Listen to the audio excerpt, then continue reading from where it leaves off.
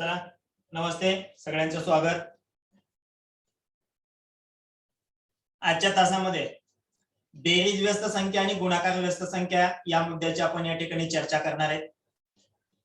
बेरीज व्यस्त कशाला म्हटलं जातं आणि गुणाकार व्यस्त कशाला म्हटलं जातं, हे दोन्ही मुद्दे अतिशय व्यवस्थित पद्धतीनं आपले या ठिकाणी क्लिअर होतील.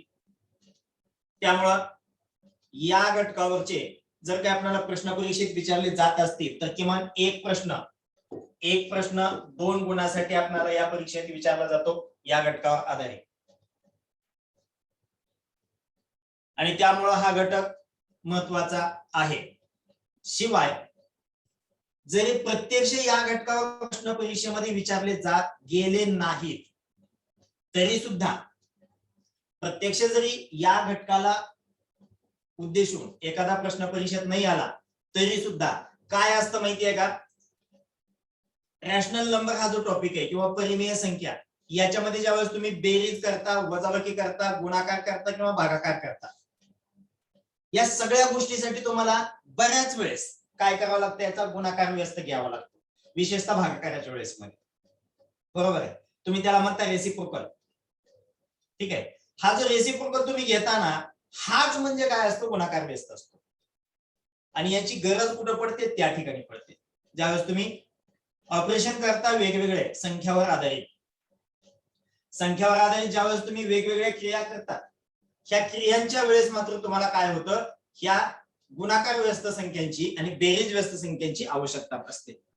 आता हे नेमकं यावर आलेले प्रश्न कसे सोडवायचे असतात किंवा प्रश्नांचं स्वरूप काय असतं याच्या संदर्भात थोडक्यामध्ये चर्चा या ठिकाणी आपली होऊन जाईल.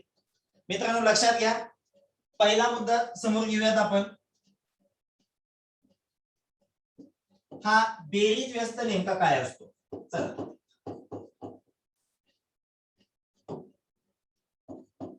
बेरीज व्यस्त या संख्येला विरुद्ध संख्या असं सुद्धा म्हटलं जातं. विरुद्ध संख्या म्हणजे अपोजिट नंबर म्हणता तुम्ही, अपोजिट नंबर. ओके, आता याचे डेफिनेशन काय, याला डिफाइन कसं करायचं, याला मांडायचं कसं, तर ज्या दोन संख्यांची बेरीज 0 येत असते, सम ऑफ टू नंबर्स बिकम 0, अशा वेळेस या दोन्ही संख्या कशा असतात, बेरीज व्यस्त संख्या असतात. म्हणजेच काय असतात, विरुद्ध संख्या असतात. ज्यावेळेस आपण नंबर लाईनचा विचार करतो, संख्या रेषेचा नंबर लाईन पाहतोय आपण, संख्या रेषा एक पाहून घ्या थोडं. या ठिकाणी जर तुम्ही विचार केला, एक नंबर लाईन तुम्ही घेतला आणि याच्यावर परत तुम्ही काय केला, काय झाले माहित नाही,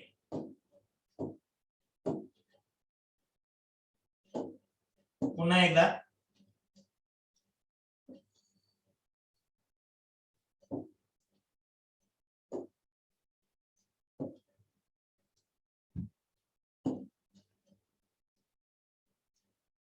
कळणार, सोडून द्या. एक विचार करा, दोन संख्या आहे,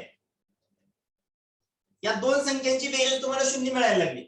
आता या ठिकाणी ब्लॅक कलर मध्ये एक लाईन आलेली आहे, मला दिसते ती, परंतु काय, ठीक आहे. आता पहा, एक रेषा तुम्हाला दिसते, तुम्ही याच्यावर काय केला, परत हे हा 0 पॉइंट घेतला, हे 1 आहे, 2 आहे, 3 आहे, 4 आहे, या बाजूला होईल -1, -2, -3 आणि -4. यांचा जर तुम्ही विचार केला तर या ठिकाणी पहा, ही -1 आणि 1 या दोघांची ज्यावेळेस तुम्ही ऍडिशन करताना त्यावेळेस हे ऍडिशन कुठे येऊन टेकते, ऍडिशन लांब फार दूर जात नाही कुठं, ही ऍडिशन येऊन टेकते या शून्यापर्यंत, आणि या दोघांची बेरीज येते 0. या दोघांची बेरीज 0 येत असते. म्हणजेच काय, तर या दोन्ही संख्या परस्परच्या कशा संख्या आहेत, या विरुद्ध संख्या आहेत, अपोजिट नंबर्स आहेत.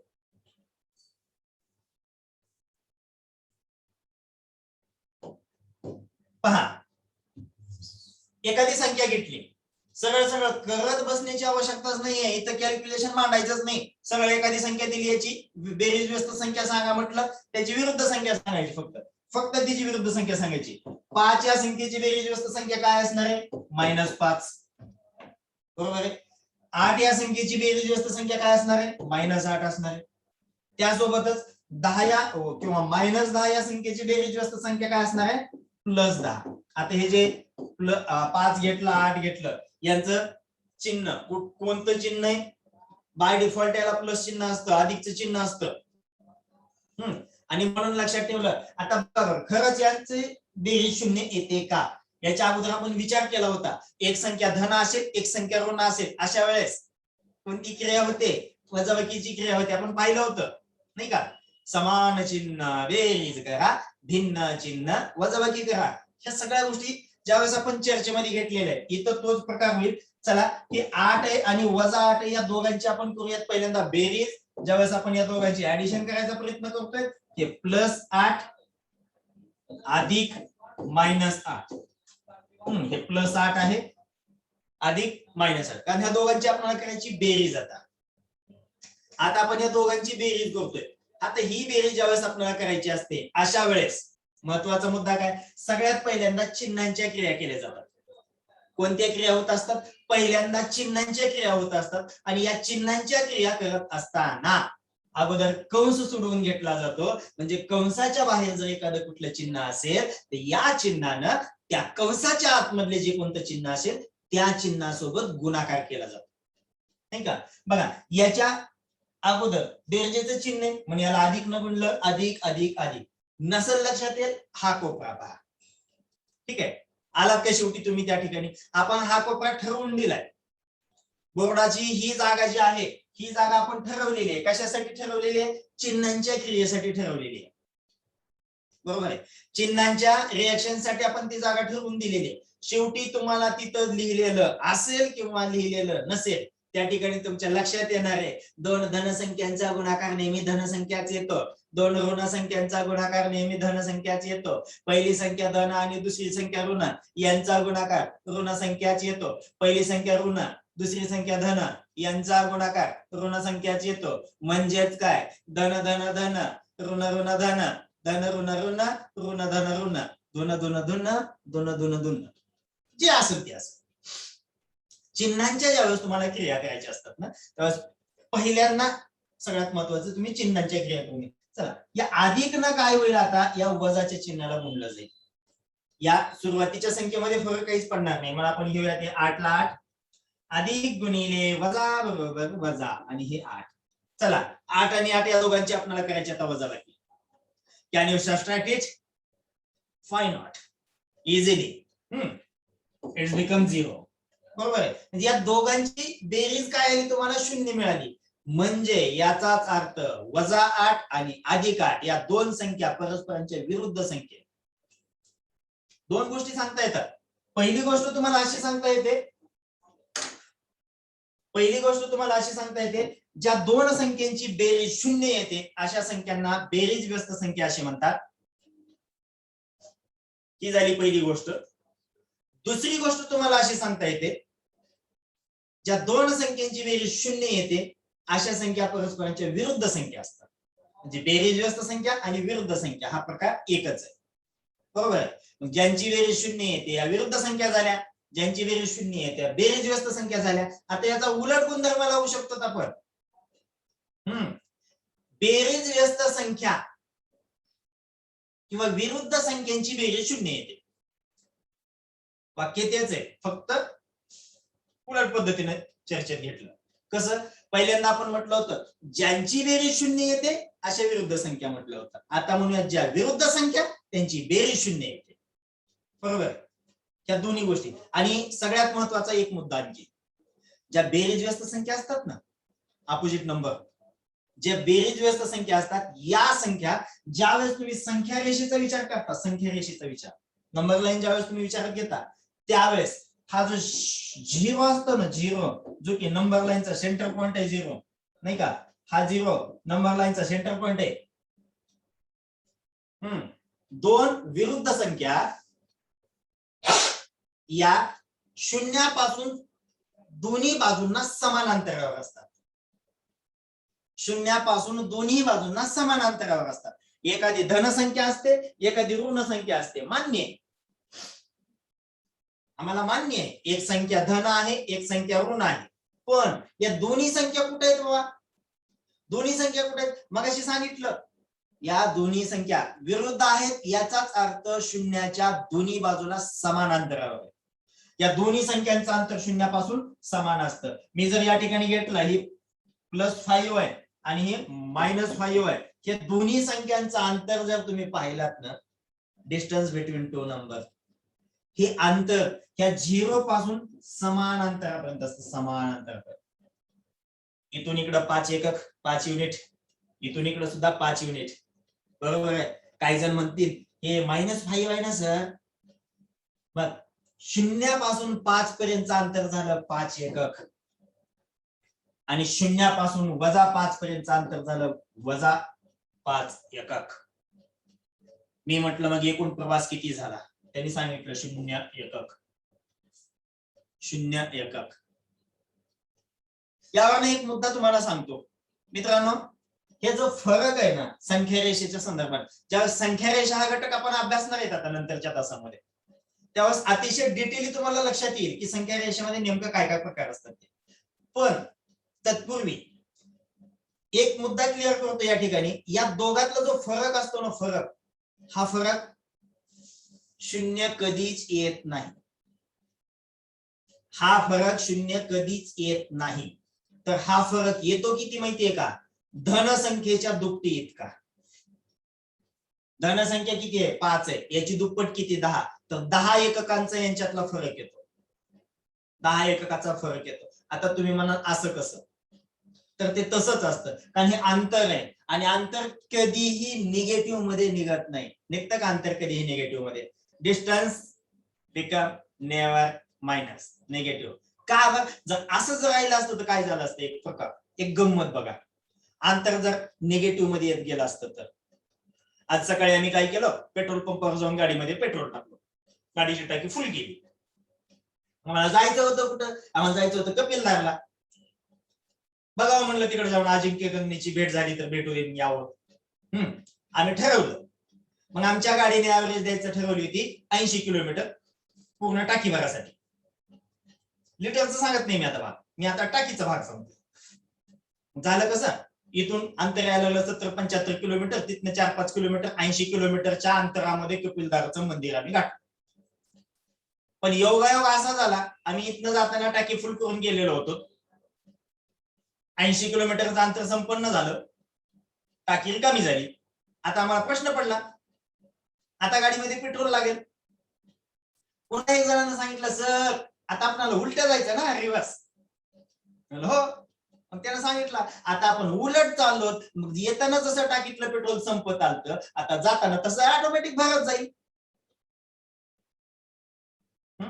बरोबर आहे, जाताना ऑटोमॅटिक टाकीतलं पेट्रोल भरत जाईल. कस काय?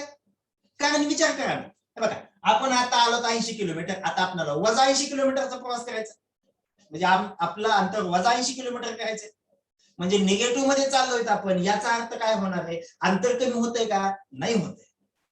जाण्यासाठी तुम्हाला 80 किलोमीटर लागलं तर येण्यासाठी सुद्धा तुम्हाला 80 किलोमीटर जावं लागेल ना, बरोबर आहे. आणि या गोष्टीसाठी जे लागायचं पेट्रोल तितकं लागणारच आहे. म्हणून अंतर कधीच ऋण नसतं. असं होतं का कधी? तुम्ही तुळजापूरला जात असताना 75 किलोमीटरचा प्रवास केला, लातूर ते तुळजापूर, आणि परत येताना मग 1-1 किलोमीटर प्रवास तुमचा कमी होत गेला. जितक्या फ्रेश मूड मध्ये घरातून निघालतात तितक्याच फ्रेश मूड मध्ये जसे होतात तसेच घरात येऊन पोहोचला. असं होईल का? कधीच होत नाही होत. त्याचं कारण काय? कारण अंतर निगेटिव्ह नसतं. दोन संख्या निगेटिव्ह राहतील, मान्य आहे, संख्या अपोजिट असतील, पण अंतर कधीच निगेटिव्ह राहत नाही. डिस्टन्स केव्हाही ऋणामध्ये येत नाही. त्यामुळं सगळ्यात महत्वाचा भाग इथं बघा, एक संख्या आहे -5, दुसरी संख्या आहे +5. या दोघातला डिस्टन्सचा जर विचार केला तर एक साधी गोष्ट आहे, 0 ते 5 मध्ये किती एककाचं अंतर आहे? 5 एककाचं अंतर आहे. तुम्ही कशा पद्धतीने काढलात? हे 1, हे 2, हे 3, हे 4 आणि हे 5. त्याच पद्धतीने तुम्ही काय करा, 0 पासून -5 पर्यंत जा, -1, -2, -3, हे -4, हे -5.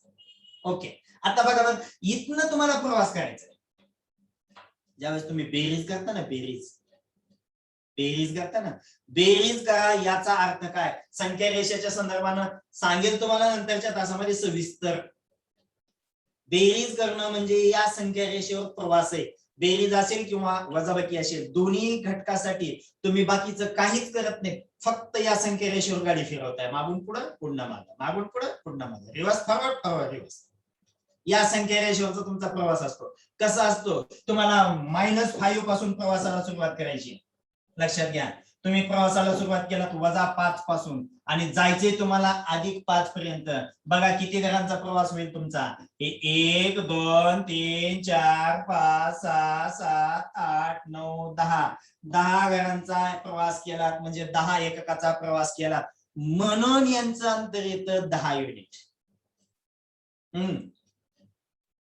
जरी या दोन्ही संख्या परस्परांच्या विरुद्ध संख्या असल्या तरी, ठीक आहे, अपोजिट नंबर असतील तरी सुद्धा यांची बेरीज 0 येते.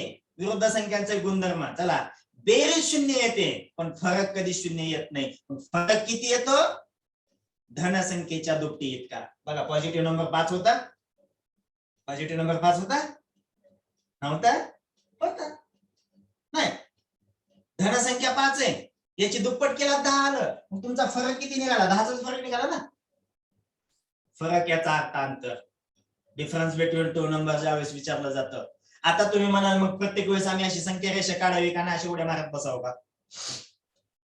असं सांगितलं जातं.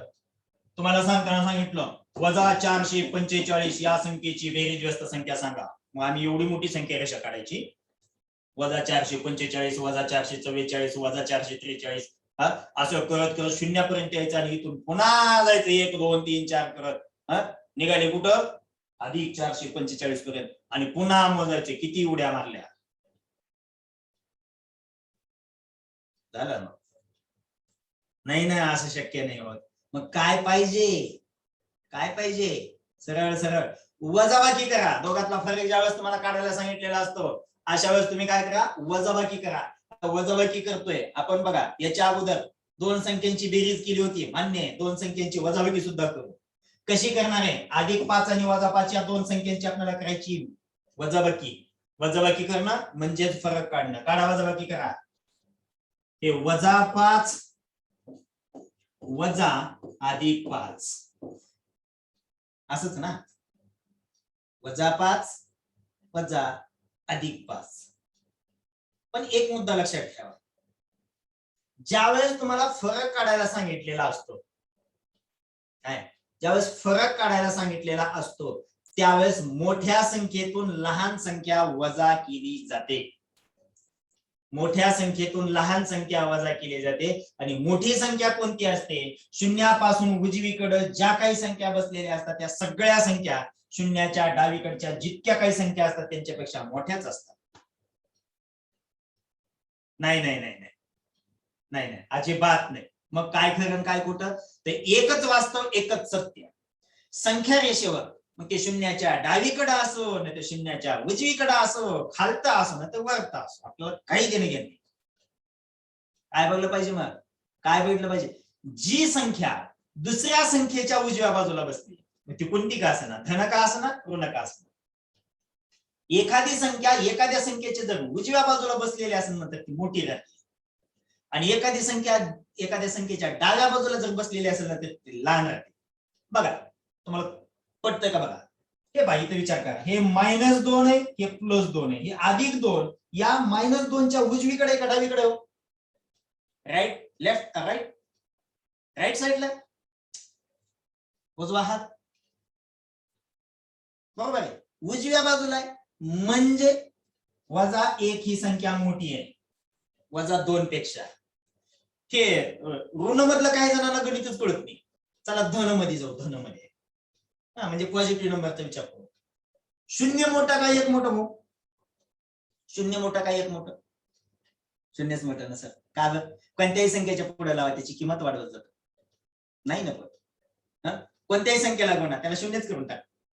0 मोठं का 1 मोठं, 0पेक्षा 1 मोठं. त्याचं कारण काय, कारण ते शून्याच्या उजवीकडे बसलं. 1 मोठं का 2 मोठं, 2 मोठं का, 1च्या उजवीकडे 2 आहे, 4 मोठं का 5 मोठं? 5 मोठं. 4च्या उजवीकडे 5 आहे. 3 लहान का 5 लहान? तर 3च लहान का? तर 5च्या डावीकडे 3. जी संख्या एखाद्या संख्येच्या डावीकडे असते त्याची किंमत कमीच असते, जी संख्या एखाद्या संख्येच्या उजवीकडे राहते ना त्याची किंमत जास्त असते. आता आपल्याला काय करायचं होतं? मग मोठ्या संख्येतून लहान संख्या वजा करायची होती. आता मोठी संख्या कोण आहे? +5 आणि -5 यापैकी मोठी संख्या कोण आहे? तर निश्चित मोठी संख्या आहे धन 5. Positive 5 is always greater than -5. मग यातनं वजा करताय तुम्ही, वजाबाकी. वजा फरक काढणं म्हणजे वजाबाकी करणं. वजा काय करताय? -5 ही संख्या वजा करताय. चला पुन्हा बघा, कंस मामा आहेत काय? आहेत ना.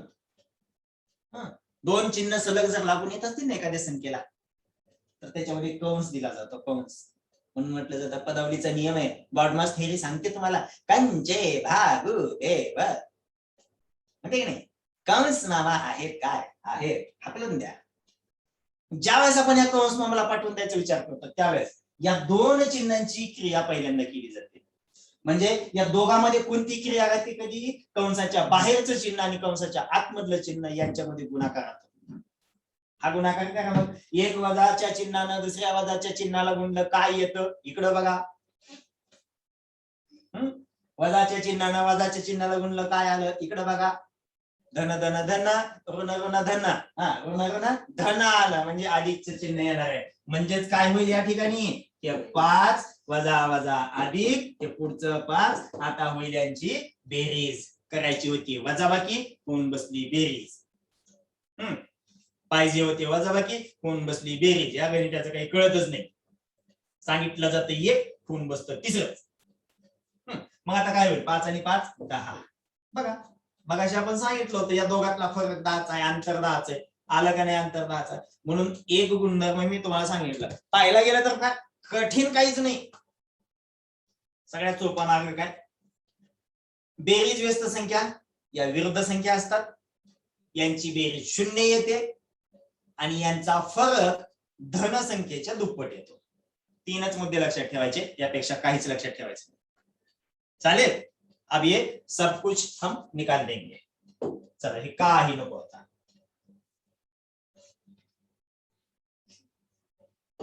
मग ते नव्हतं काढायचं, मला फक्त हे काढायचं होतं. चला ओके. यानंतरचा जो मुद्दा येतो तो आहे गुणाकार व्यस्त. गुणाकार व्यस्त संख्या. मित्रांनो, जशी तुम्ही बेरीज व्यस्त संख्या पाहिलात ना, दोघांची बेरीज 0 येत होती, तशी गुणाकारामध्ये दोघांचा गुणाकार 0 येत नसतो. ज्या 2 संख्यांचा गुणाकार 1 येतो 1, अशा संख्यांना म्हटलं जातं गुणाकार व्यस्त संख्या. थोडक्यामध्ये रेसिप्रोकल, मल्टिपल इनव्हर्स नंबर असं सुद्धा यांना म्हटलं जातं. बघा, कुठल्याही 2 संख्यांचा गुणाकार जर 1 मिळत असेल, आता एक संख्या घेऊयात आपण, समजा 5 ही संख्या घेऊ. 5 या संख्येसोबत x या संख्यांचा गुणाकार करू आणि हा गुणाकार आपल्याला आणायचा 1. बरोबर आहे? 5 या संख्येला x या संख्येशी गुणाकार करून गुणाकार मला मिळवायचा 1. याच्यानुसार मला कळणार आहे x ही काय आहे? या 5 ची गुणाकार व्यस्त संख्या आहे. I want to find the value of x. Can you find the value of x? I want to find the value of x. मला या x ची किंमत काढायची. कशी काढेल पहा मी x ची किंमत? मला या x ची किंमत कशी काढता येते? साधी गोष्ट आहे, जास्त विचारच करायचा नाही. काय करता येते बघा, मांडलं समीकरण. समीकरण मांडलं ना, समीकरण मांडून किंमत सोडवायची, फक्त उत्तर काढायचे आपल्याला. मग 5 गुणिले x, कारण दोघांचा गुणाकार 1 आला पाहिजे. मला 5 ही संख्या माहिती होती पण हिची गुणाकार व्यस्त संख्याच माहित नव्हती. मग मी काय करणार? या दोघांचा गुणाकार करणार, गुणाकार 1 आला की गुणाकार व्यस्त संख्या मानणार. ठीक आहे, काय अडचण नाही. चला x ची किंमत काढायची आहे, म्हणून आपण काय करू? पक्षांतर करू. पक्षांतर कळतं ना आपल्याला? पक्षांतर त्याला ट्रान्सफर म्हणता तुम्ही, एका बाजूकडनं दुसऱ्या बाजूकडे पाठवणं. आता याच्यामध्ये 5 हे गुणाकारामध्ये, बरोबर चिन्हाच्या विरुद्ध बाजूला गेलं, 5 जाईल भागाकारामध्ये, जाईल ना? 5 भागाकारामध्ये जाईल. आता हे समानतेच्या भागाकाराचा गुणधर्म, हे जे समानतेचे गुणधर्म असतात ना, समानतेच्या बेरजेचा गुणधर्म, समानतेच्या वजाबाकीचा गुणधर्म, समानतेच्या गुणाकाराचा गुणधर्म, समानतेच्या भागाकाराचा गुणधर्म, आता हा समानतेच्या भागाकाराचा गुणधर्म काय सांगतो? काय सांगतो? बरोबर चिन्हाच्या दोन्ही पदात, बरोबर चिन्हाच्या दोन्ही पदातून जर एक समान संख्या, बरोबर चिन्हाच्या दोन्ही पदांना, दोन्ही बाजूच्या पदांना जर एका समान संख्येनं भागलं तर त्या राशीची किंमत कमी होत नाही किंवा किंमत बदलत नाही. समान संख्येनं भागलं पाहिजे. मग आता या ठिकाणी बघा, मला हे काय करायचं होतं, याला पक्षांतर करून घेऊन जायचं होतं. एकटं राहिलं एक्स, हे होतं गुणाकारामध्ये, एक सोबत आलं हे गेलं भागाकारामध्ये. 5 गेलं भागाकारामध्ये आणि मला मिळाली एक्स ची किंमत. एक्स बरोबर 1/5. X is equal to 1/5. म्हणजे 5 या संख्येची गुणाकार व्यस्त संख्या मला काय मिळाली? 1/5 मिळाली. ठीक आहे, दुसरं उदाहरण घेऊन पाहू. मला संख्या शोधायची आहे 25 या संख्येची गुणाकार व्यस्त संख्या मला शोधायची. 25 या संख्येची गुणाकार व्यस्त संख्या मला पाहिजे. मग काय करणार मी? 25 गुणिले एक्स बरोबर 1, कारण दोघांचा गुणाकार 1 पाहिजे. दोघांचा गुणाकार किती पाहिजे? दोघांचा गुणाकार 1 पाहिजे. मग आता काय होईल पहा, एक्स ची किंमत मला काढायची आहे. मग 1 ला 1 राहणारच आहे. हे 25 या ठिकाणी गुणाकारात होतं, पक्षांतर कोण पाठवून दिलं पलीकडं, गेलं भागाकारामध्ये आणि एक्स ची किंमत काय मिळाली? 1/25. बरोबर आहे. म्हणून या 25 या संख्येची गुणाकार व्यस्त संख्या मला मिळाली 1/25. ठीक आहे. मल्टिपल इनव्हर्स नंबर सुद्धा तुम्ही याला म्हणू शकता, रेसिप्रोकल सुद्धा तुम्ही याला म्हणू शकता, गुणाकार व्यस्त संख्या सुद्धा तुम्ही याला म्हणू शकता. ठीक आहे. आता ह्या झाल्या या रूपातल्या संख्या. दुसरं जर तुम्हाला सांगितलं, आता हे पूर्णांकातली संख्या दिली होती, अपूर्णांकयुक्त संख्या मिळाली. आता अपूर्णांकातली संख्या दिल्यावर काय मिळेल बघा. तुम्हाला संख्या दिली 3/5 या संख्येची गुणाकार व्यस्त संख्या शोधा. 3/5 या संख्येची गुणाकार व्यस्त संख्या शोधा. मला काय करायचंय? सरळ सरळ माझं काय म्हणणं आहे, या संख्येला कशाने तरी गुणलंय. समजा आपण याला y न गुणूयात. काय न गुणूयात? y न गुणूयात. त्यावेळेस यांचा गुणाकार किती यायला पाहिजे? 1च यायला पाहिजे. का बरं? तर ज्या दोन संख्यांचा गुणाकार 1 येतो अशा संख्यांना परस्परांच्या गुणाकार व्यस्त संख्या असं म्हणतात. ज्या दोन संख्यांचा गुणाकार 1 येत असतो अशा संख्यांना गुणाकार व्यस्त संख्या असं म्हटलं जातं. चला ठीक आहे. मग पक्षांतर करूयात आपण. या ठिकाणी बघा 5 ही संख्या भागाकारामध्ये जाईल, गुणाकारामध्ये जाऊ द्यात ना, आपल्याला काय करायचं, ज्याच्यात जायचं त्याच्यात जाऊ द्या. चला, हे 3 गुणिले y बरोबर 1, 5 होतं भागाकारामध्ये, इकडे आलं गुणाकारामध्ये. आलं तर आलं. चला, आता 3 गुणाकारामध्ये आपल्याला काढायची y ची किंमत. y बरोबर 1 गुणिले 5, 5/छेद, कारण 3 गुणाकारामध्ये होतं, आलं भागाकारामध्ये. मग y बरोबर काय? 5/3. मग दिलेली संख्या काय होती आपल्याला? 3/5. या संख्येची गुणाकार व्यस्त संख्या काय मिळाली? 5/3. हो. आता काही जण सांगतील सर एवढं कायला करत बसले, आम्हाला असं वाटून राहिलं की तुमच्याकडे बकल टाइम आहे, भरपूर टाइम आहे, तुमच्यामुळे टाइमपास करून राहिले. एवढं कायला करायची गरज होती? सोपं काम करा ना भाऊ. कोणतं सोपं काम करायचं? कोणतं? काय साधं काम आहे हे? सगळा भारतानं तुम्हाला कोण मांडायला सांगितला? असं म्हणतील काही जण. म्हणू द्या, काही हरकत नाही. म्हणले तर म्हणले. चला याला घेऊ बाजूला. म्हणले तर म्हणले. याच्यावरून बऱ्याच जणांना एक लॉजिक सापडतं. काय म्हणतात पहा, एखाद्या संख्येची गुणाकार व्यस्त संख्या जर घ्यायची असेल तर सरळ सरळ अंशाला छेद करा, छेदाला अंश करा, नाही का? अंशाला छेद करा, छेदाला अंश करा. का बरं करा? इथं बघा, अंश होता 3 गेला छेदामध्ये, 5 होता छेद गेला अंशामध्ये. अंशाचा छेद, छेदाचा अंश. खाली मुंडी वर पाय. नाही चालत ना.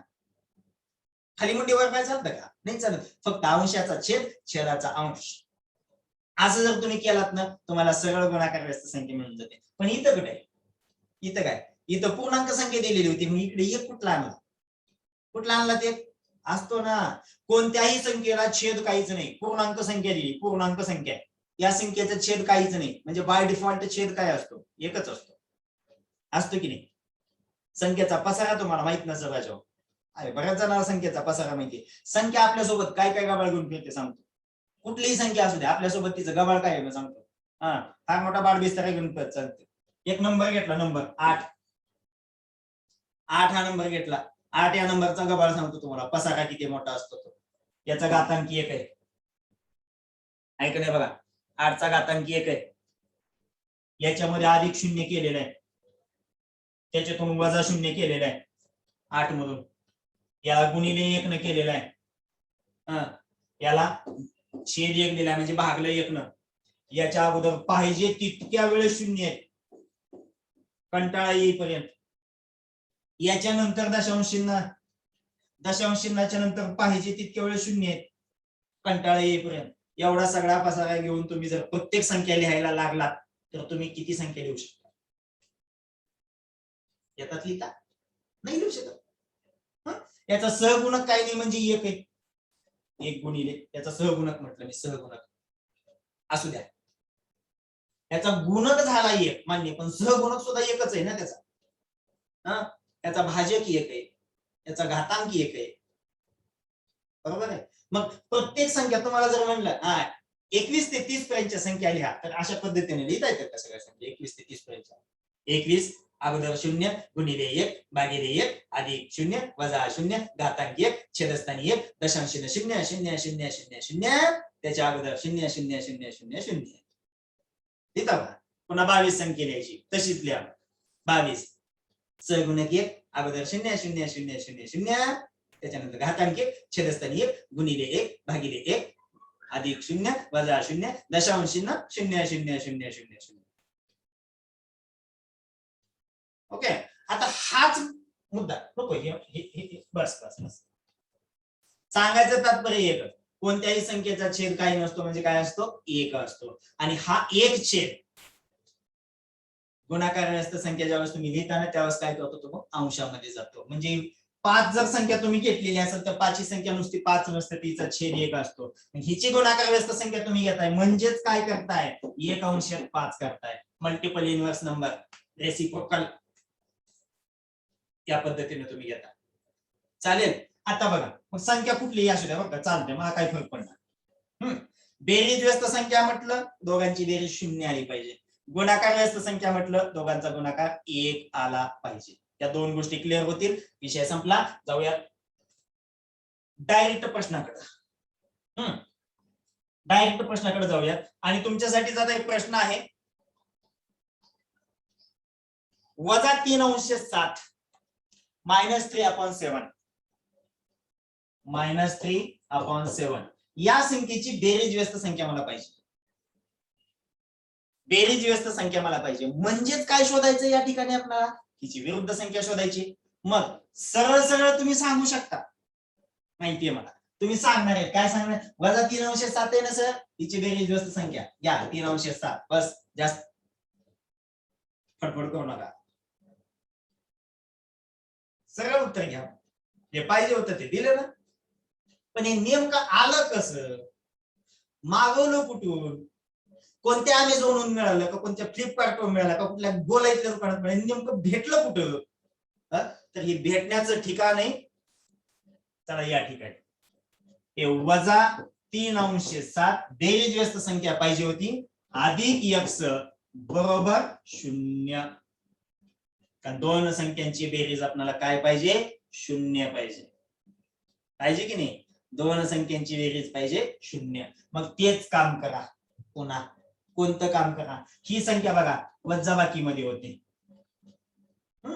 वजाबाकीच्या चिन्हामध्ये होते, हिला ट्रान्सफर करून टाका पलीकडे. इथं राहिलं शिल्लक मग x बरोबर हे 0 अधिक 3 अंश 7. शून्यामध्ये कोणती संख्या मिळवा, उत्तर मिळवलेली संख्याच येतं. येतं की नाही? शून्यामध्ये कोणती संख्या मिळवा, उत्तर मिळवलेली संख्याच येतं. मग चला x बरोबर भेटला आपल्याला अधिक 3 अंश 7 म्हणजेच 3 अंश 7, जे की तुम्ही दिलेलं होतं. शाबाश, तुमचं उत्तर बरोबर. म्हणजे तुम्हाला बेरीज व्यस्त संख्या काढायची कळाली. जर कळालीच असेल जर तुम्हाला बेरीज व्यस्त संख्या काढायची कळालीच असेल तर ह्या उदाहरणाची काढून दाखवा. काय उदाहरण आहे पहा, ए अधिक बी. जर ए अधिक बी या संख्येची गुणाकार व्यस्त संख्या, या ए अधिक बी या संख्येची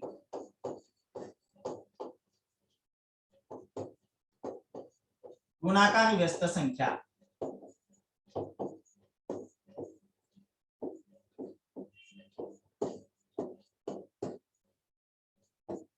किती दिल्या गुणाकार व्यस्त संख्या? 1 वजा 12 1/-12 असेल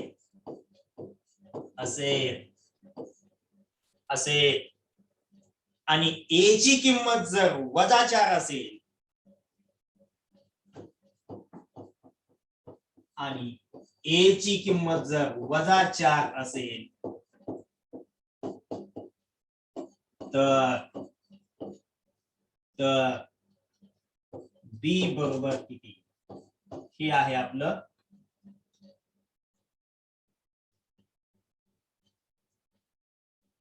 नेमका प्रश्न. उत्तर तेच, प्रश्न तोच,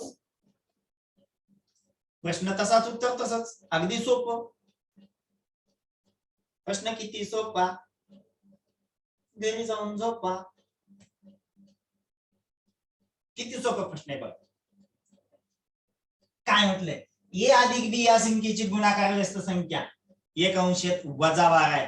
याचाच अर्थ काय आता मला सांगा. ही संख्या गुणाकार व्यस्त संख्या आहे, ही रेसिप्रोकल नंबर आहे. 1/-12 this is a reciprocal number. Which numbers?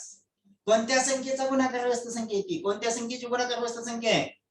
ही कोणत्या संख्येची गुणाकार व्यस्त संख्या आहे? सरळ उत्तर काय? -12 या संख्येची गुणाकार व्यस्त संख्या येणार आहे 1 वजा 12. बरोबर आहे? हे नसल कळत तुम्हाला ना?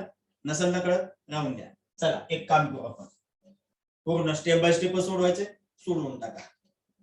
समजा ती संख्या x होती, मला माहित नाही काय आहे. ए अधिक बी ला तर मी आता विचारातच घेणार नाही आता इतक्यात. ठेवूयात फ्युचर साठी, भविष्य काळामध्ये तिचा विचार करूयात. चला मी काय म्हणणार आहे, मी फक्त सध्या विचारात घेणार आहे ही गुणाकार व्यस्त संख्या. अगोदर हे ठरवणार की कोणत्या संख्येची गुणाकार व्यस्त संख्या. जर मला माहित नसेल, तुम्हाला तर माहिती आहे, पण जर मला लिगली सोडवायचं असेल, बेकायदेशीर नको, मला कायदेशीर पद्धतीने उत्तर पाहिजे, अशा वेळेस काय करणार? अशा वेळेस काय करणार? सोपं काम आहे. दिलेली संख्या आहे ना, मला माहित नव्हती कोणत्या संख्येची, म्हणून मी घेतलं ती संख्या x मानू. सपोज x, मूळ संख्या x होती. या संख्येची गुणाकार व्यस्त संख्या काय आहे? 1 वजा 12. म्हणजे 1 वजा 12 यातनं गुणलं की गुणाकार मिळाला 1. मिळाला की नाही बघा? गुणाकार मिळाला 1. आता x ची किंमत काढू. x बरोबर 1 गुणिले अंशाचा छेद छेदाचा अंश. छेदात होतं म्हणजे भागाकारातलं 12 जाईल, गुणाकारामध्ये 12, पण हे कसं आहे? -12 आहे. अंश छेद, हे 1 होतं अंशामध्ये, ते गेलं छेदामध्ये, आणि गुणाकारातलं आलं भागाकारामध्ये. 1 कटलं 1 कटलं, 1 1 1 1 1 1. भागाकार करायचा, भागाकार भागाकार करायचा आपल्याला इथं. 1 1 1 1 1 1. ठीक आहे, आपण भागाकार करतोय त्यांचा. भागाकार करायचा, भागाकार भागाकार करायचा. 1 न 1 ला लागताय तुम्ही. 1 1 1 1 1 1 1 1 1 1 1 1 1 1 1 1 1 1 कुठपर्यंत जावं लागेल असं? कधीपर्यंत भागाकार संपेला? संपणारच नाही, त्यामुळे करायची काही गरजच नाही. बरोबर आहे? मग काय भेटलं नेमकेपणाने आपल्याला? x बरोबर काय शिल्लक राहिलं होतं? -12. म्हणून तुम्ही 1 वजा 12 या संख्येची गुणाकार व्यस्त संख्या बिनधास्त घेतला होता. बिनधास्त काय होती? -12.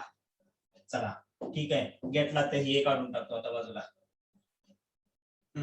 x ची किंमत मला मिळाली, म्हणजे ती संख्या होती -12. ती संख्या म्हणजे कोणती होती? चला आता आपण भूतकाळामध्ये पाहिलं होतं, एक संख्या दिलेली होती आपल्याला आठवते का तुम्हाला? लॉंग लॉंग ॲगो, कोणी एकेकाळी, फार म्हणजे फार जुनी गोष्ट आहे, एका मिनिटापूर्वीची. आठवलं का तुम्हाला? आपण एक संख्या दिली होती, ए अधिक बी. दिसते का? ए अधिक बी. ह्या संख्येची गुणाकार व्यस्त संख्या ही होती. नेमकी ही संख्या कोण आहे? ही संख्या म्हणजेच काय निघाली? -12.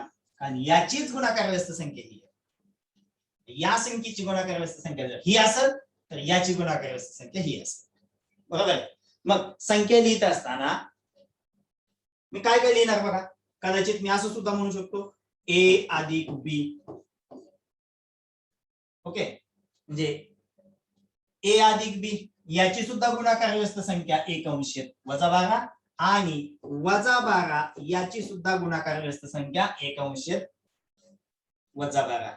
मग ह्या दोन्ही गोष्टींची जर गुणाकार व्यस्त संख्या एकच असेल, या दोघांची जर गुणाकार व्यस्त संख्या एकच असेल तर ए अधिक बी बरोबरच -12 का नसेल? ए अधिक बी बरोबरच -12 का नसेल? भेटलं शेवटी मला ए अधिक बी ची किंमत भेटली. पण याच्यामध्ये आणखी एक गोष्ट तुम्हाला सांगितली. तुम्हाला जो मंत्र दिला होता की या मंत्रामध्ये एक होतं बघा, या मंत्राचं स्पष्टीकरण शोधा म्हणजे तुम्हाला जगण्याचा अर्थ सापडेल, म्हणजे उत्तर काढण्याचा. याचं काय स्पष्टीकरण आहे ते सांगितले. याच्यातलं ए ची किंमत -4 आहे,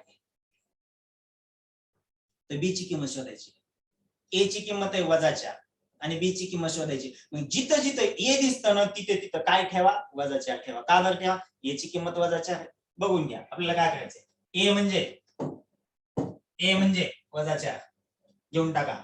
ए च्या ठिकाणी ठेवलं -4 अधिक बी बरोबर -12. आलं की नाही? मैं चाहे ऐसा लिखू, मैं चाहे वैसा लिखू, मेरी मर्जी. मला वाटलं असं लिहीन, मला वाटलं तसं लिहीन, माझी मर्जी. असू द्या. चला, हे -4 अधिक बी बरोबर -12. का बरं? ए च्या ठिकाणी मला -4 ठेवायचं होतं. का ठेवायचं होतं? मला किंमत दिली आहे, ए ची किंमत दिली आहे -4. मग घेतलं. मला आता फक्त बी ची किंमत शोधायची. मग कसं शोधू? करा पक्षांतर, पक्षापक्षातील अंतर, करा पक्षांतर. दोन पक्षातील अंतर म्हणजे बरोबर चिन्हाच्या पलीकडे बाकीच्या सगळ्या संख्या पाठवून द्या. पाठवल्या. हे -12 4 होतं वजाबाकीच्या चिन्हामध्ये, इकडे आलं बेरजेच्या क्रियेमध्ये. मग बी बरोबर काय भेटलं पहा. बी बरोबर एक संख्या धन आहे, एक संख्या ऋण आहे. समान चिन्ह जर राहिले असते तर बेरीज केली असती. चिन्ह वेगवेगळे आहेत म्हणून या ठिकाणी वजाबाकी होईल. कारण या ठिकाणी बघा, या कोपऱ्यामध्ये समान चिन्ह बेरीज करा, भिन्न चिन्ह वजाबाकी करा. मग त्या पद्धतीने आपण इथं वजाबाकी होऊन जाईल आपली. काय झाली वजाबाकी पहा. 12तून 4 कमी केले, शिल्लक राहिलं 8 आणि मोठ्या संख्येचं चिन्ह दिलं म्हणजे उत्तर मिळालं -8. बी ची किंमत काय निघली? -8. आता तुम्हाला पडताळा करायचा असेल तर तुम्ही या प्रत्यक्ष किमती ठेवून सुद्धा या गोष्टीचा पडताळा करू शकता, काहीही अडचण नाही. बघा, बी ची किंमत -8 निघते. निघली का बी ची किंमत -8? निश्चित निघणार. आलं लक्षात? चला पुढचा प्रश्न. काय माहित मला पुढचा प्रश्न काय आहे पहा. 4/2, 8/4 आणि 12/6 घ्या. 4/2, 8/4 आणि 12/6 या 3 वेगवेगळ्या संख्या तुम्हाला दिल्या. या 3 वेगवेगळ्या संख्या तुम्हाला दिल्या. बघा संख्या काय आहे. 4/2, 8/4, 12/6 आणि सांगितलंय या तिन्ही या वेगवेगळ्या संख्येची एकच गुणाकार व्यस्त संख्या सांगा. बस इथं काय लसळी मसळी शोधायचा आहे. 3 संख्यांचा एकच येतो मनाला. 3 वेगवेगळ्या संख्या द्यायच्या आणि त्याचा गुणाकार व्यस्त सांगा म्हणून सांगितलं. चला मी विचारतो याची बेरीज व्यस्त संख्या सांगा, ते पण म्हणतो मी. गुणाकार व्यस्त पण सांगा आणि बेरीज व्यस्त पण सांगा. पहिल्यांदा विचार करा, ह्या 3 संख्या ज्या दिसायला दिसलात ना, दिसताना दिसलात ना वेगवेगळ्या. तीन तीन, पण हे नेमकं काय आहे बघू बघा. 2 1 2, 2 2 4, 4 1 4, 4 2 8, 6 1 6, 6 2 12. अरे हे फक्त दिसताना वेगळं दिसत होतं, असताना तर एकच आहे ना. आता पण माहित नव्हतं आम्हाला, पण आता कळालं गंगाधरी शक्तिमान आहे. आता समजलं आम्हाला, दिसताना दिसत नव्हतं तसं, पण ज्या वेळेस यांच्या किमती काढून बघितलं त्यावेळेस कळालं ह्या संख्या वेगवेगळ्या नसून एकच आहे. आणि संख्या कोणती ती 2 आहे. ह्याच संख्येची आपल्याला गुणाकार व्यस्त संख्या विचारली. काय निघाली गुणाकार व्यस्त संख्या? 1/2 आणि बेरीज व्यस्त संख्या -2 निघली का? निघाली. संख्या 2 देऊ द्या, 3 देऊ द्या, 4 देऊ द्या, पहिल्यांदा ह्यांच्या किमती काढून बघा ना. दिसत असताना संख्या वेगवेगळ्या दिसत होत्या, पण ज्यावेळेस प्रत्यक्ष किंमत काढली त्यावेळेस कळलं अरे सगळ्यांची व्हॅल्यू समान आहे, म्हणजे सगळी संख्या एकच आहे, फक्त वेगवेगळ्या फॉर्म मध्ये आपल्या समोर मांडलेली आहे. मग एकच संख्या जर वेगवेगळ्या गुणधर्मात वेगवेगळ्या रूपात आपल्या समोर मांडलेली असेल तर तिचं मूळ रूप शोधून तिची गुणाकार व्यस्त किंवा बेरीज व्यस्त संख्या शोधता येते. बरोबर.